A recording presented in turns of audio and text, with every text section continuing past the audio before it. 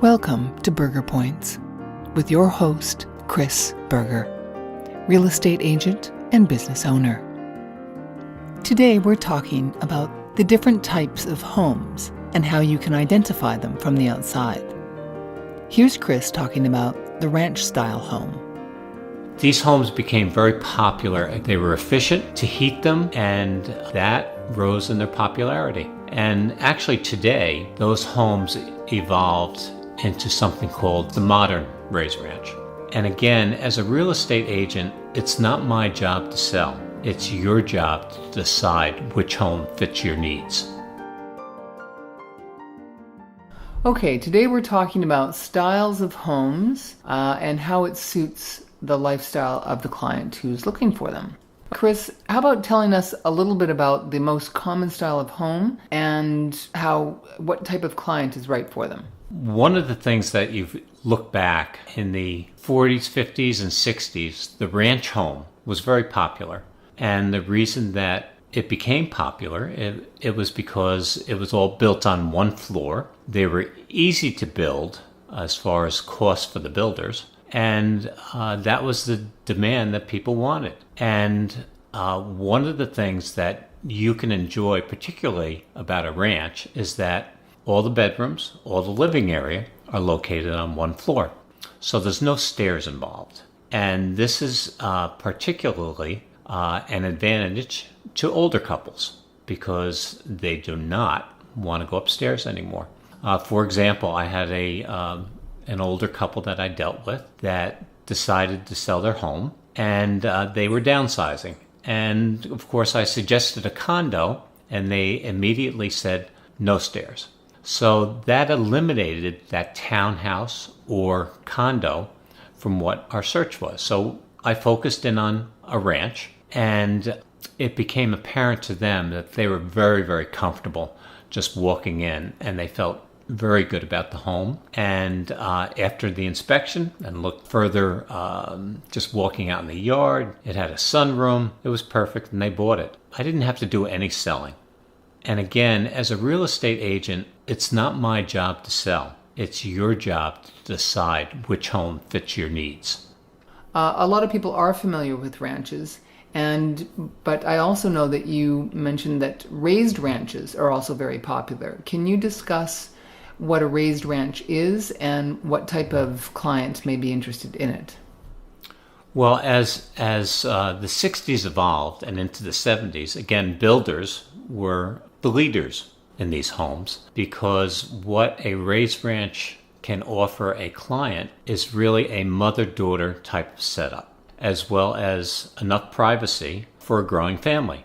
Because as you enter into a raised ranch, as you go through the front door, you can either walk up the stairs or down the stairs. And there's approximately 5 to 6 steps in a raised ranch. And at this point, you're now on your own level. So there is a degree of separation. And again, for a family, say you have 2 or 3 children, you're living upstairs and your mother or mother-in-law is living downstairs to help with raising the family. These homes became very popular. Again, I go back to the builders. They were efficient to heat them. They're efficient, and that rose in their popularity. And actually today, those homes evolved into something called, it's the modern raised ranch. And it has more of a grandiose entrance. The stairs are pretty much the same.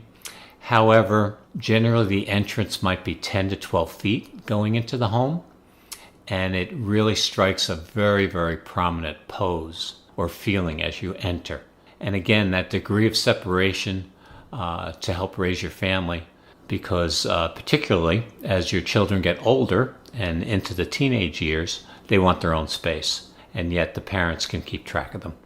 Okay. And what about a fireplace? Some people are really excited about having a fireplace in their home. Do ranches often have a fireplace? How does that work?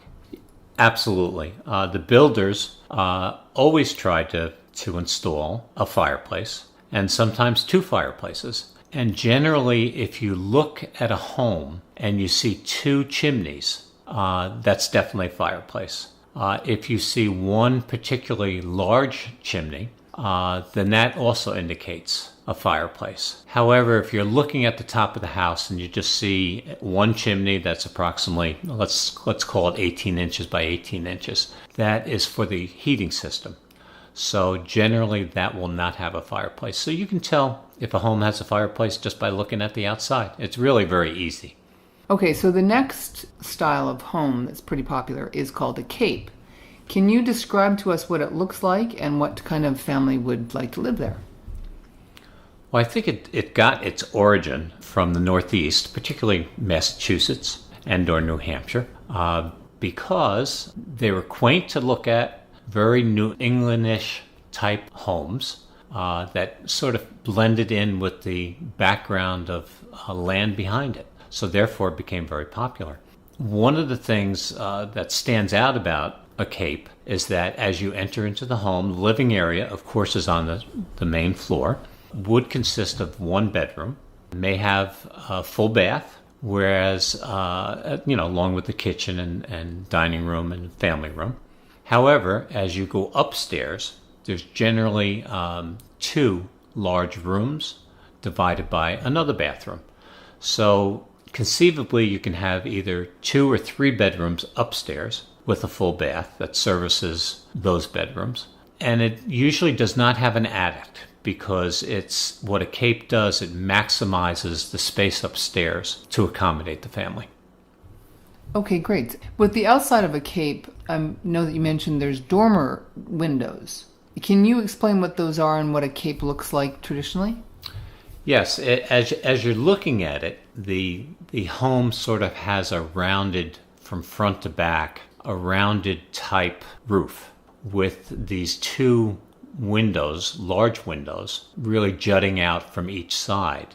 And that indicates the dormer. And the reason that the builders did it that way is because it actually adds an additional, I'd say, 50 square feet to each room, thus turning a small bedroom into, well, almost your own private space. So the next style of home we're going to discuss is the colonial. Can you give us a description of what a colonial home looks like? Well, as you're looking at the home, it has more of I'll say a square look or a large boxy look, but very, very attractive. You can always spot a colonial because it's 2 full floors, so it will be a little bit higher than the rest of the homes that we discussed.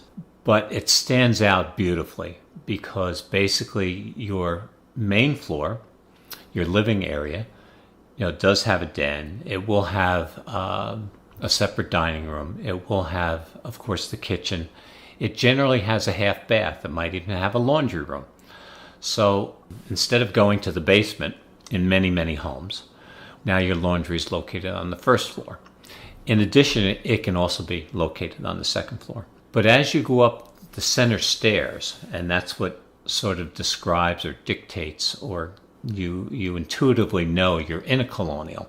So you go up these beautiful stairs to generally 3 or 4 bedrooms, maybe even 5 bedrooms upstairs. The master bedroom will have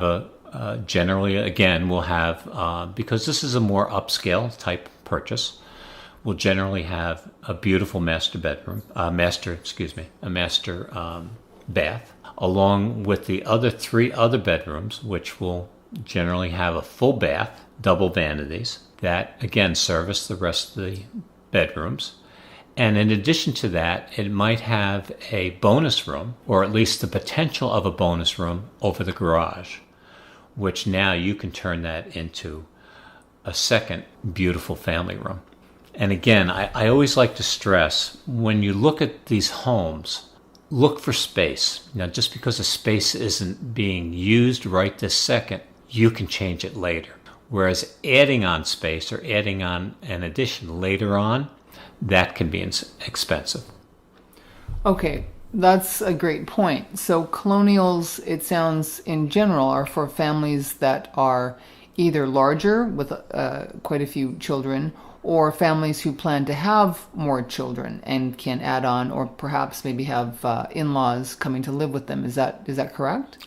That's absolutely correct, because some of the colonials actually will have an au pair type setup on the main floor, or even the second floor, because there's so much space from one end of the house to the other. And yes, families with 4 kids, 3 children, growing, it offers plenty of room and a beautiful lifestyle. Okay, we've got one more style that I'd like you to talk about, Chris, and that's the Tudor. It's certainly one of my favorite styles. Can you describe what the outside of a Tudor looks like? Yes, the Tudor, it gets its name or history from the English Tudor, very popular, of course, in England. And as you're looking at it, usually the outside has stone accents, which automatically up the value of the home. And years ago, stone wasn't as readily available as it is today. So there are more and more masons who just do beautiful stonework. And in addition to that, now it's offsetting, white stucco with brown beams that may go through it. And it has that sort of A-frame or apex look to it. Generally, they are at least 3,000 to 4,000 square feet inside. Again, with 2 bedrooms downstairs, it might be 3 bedrooms upstairs. In addition, den, office, just beautiful to look at. It gives such a marvelous impression. And I think that's what I'm trying to stress, is that all of these homes, it's how it strikes you. It's the curb appeal. It's how you drive into the house. It's the impression that it gives you. It's not the impression that it gives me. It's that impression that helps you decide to buy the home.